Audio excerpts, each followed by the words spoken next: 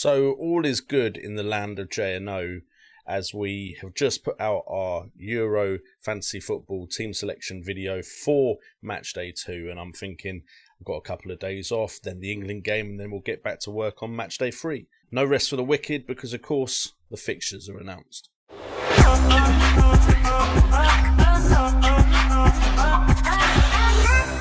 Look, I'm as happy as the rest of you that fantasy football is potentially back in conversation, but I'm not going to lie to you. When I go and see the fixtures are announced and I'm thinking, okay, let's get started on this video, I then go and look at YouTube and literally everyone and their mother's already made a video. Did they get the information before everyone else? Or potentially they've got no lives? No shade though. Congratulations for getting ahead of me on that one. But we do have the fixtures and we are going to of course talk about it and the players that we could potentially be looking at for our Game Week 1 squad. Yes, I'm already saying Game Week 1.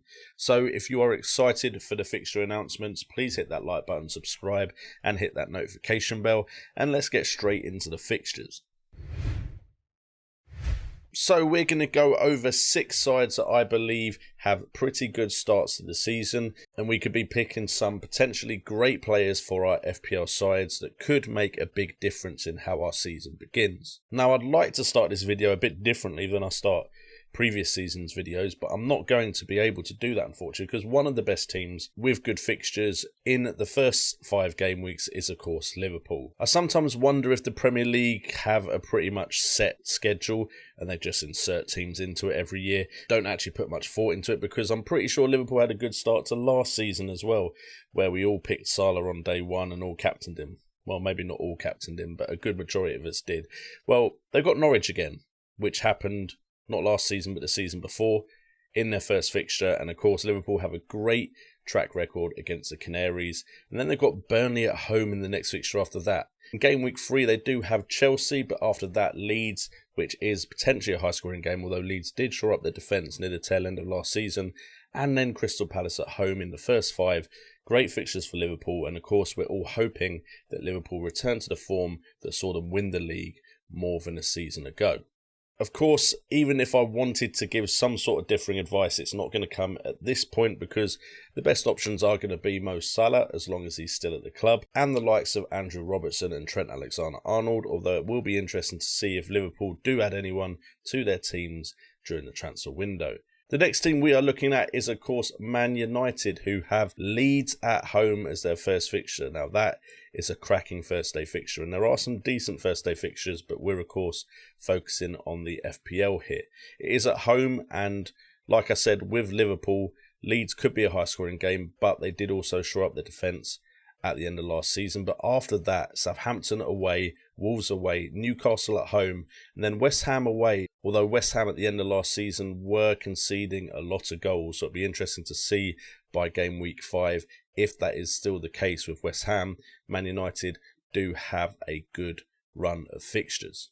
But at least now I get to talk about some teams that aren't obvious, like Everton, who do have a good run of fixtures of Southampton at home, Leeds away, Brighton Hove Albion away, Burnley at home, and then Aston Villa away. Now Everton, of course, have lost Ancelotti, so who knows exactly how they're going to start the season and who they're going to bring in, not only as transfers but also as their manager. But they could have a good start to the season with that run of fixtures, a bit like last season with Ancelotti at the helm. With Everton, the likes of Dominic Calvert-Lewin will be in discussion again, as well as Richarlison, although he had a very disappointing season last season. And of course, the likes of Digne are always going to be in discussion if we think Everton are going to keep clean sheets. And morale might be pretty high with Pickford, depending on how England do in the Euros. And then finally, we have Brighton Hove Albion as one of the first 4 teams I'm going to talk about here, with the good 5 fixtures, with Burnley away, Watford at home, Everton at home, Brentford away, and Leicester at home. Now, Leicester-Everton aren't ideal fixtures, but there are 3 very tasty fixtures in there for Brighton Hove Albion, and the likes of Sanchez in goal, potentially Lamptey could be an interesting option again. And who knows what else could happen during the transfer window that could make us look at Brighton Hove Albion for the start of this season. Personally, I can already see Salah and at least one of Trent and Robbo in my starting side, as well as maybe Greenwood if I think he's going to start, although there is of course always the issue of rotation between him and Cavani, as Cavani has signed a new contract. I can see Luke Shaw, as long as he's not too expensive, getting into my team, but Alongside Trent, that might be a little bit too much in defence. And of course, Bruno Fernandes is going to be a very popular option, especially if we're uncertain about who's playing up front for Man United. As far as Everton go, I might take another punt on Dominic Calvert-Lewin, depending what his price is. But other than that, I'm probably going to wait and see with Everton. And then Brighton Hove Albion could be a team that I get some of my budget options from. Hopefully Lamptey is still at a decent price and fit to start this season for Brighton Hove Albion.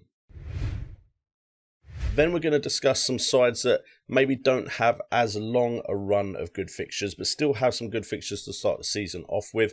And we're looking at Aston Villa and West Ham. Starting off with Aston Villa, they have Watford away with Newcastle at home, Brentford at home, Chelsea away and Everton at home. Now Chelsea, of course, tough fixture. However, we've seen that Chelsea can fail against some smaller sides.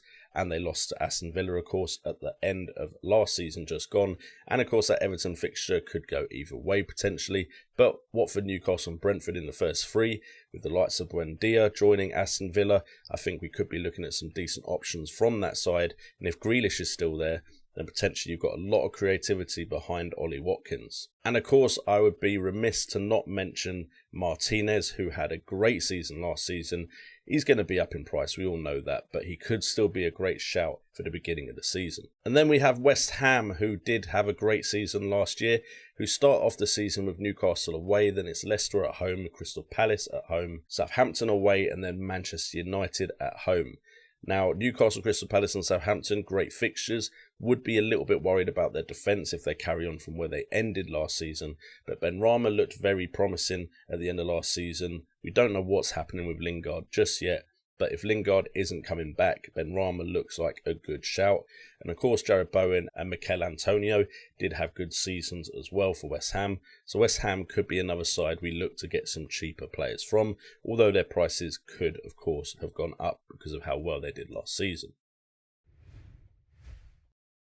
So guys, there you have it. Those are my top 6 sides after seeing the fixture list for the new Fantasy Premier League 2021-22 season. So guys, please make sure if you're excited for the new Fantasy Premier League season to hit that like button, subscribe and hit that notification bell for FPL, as well as leaving your thoughts on the fixtures in the comments down below.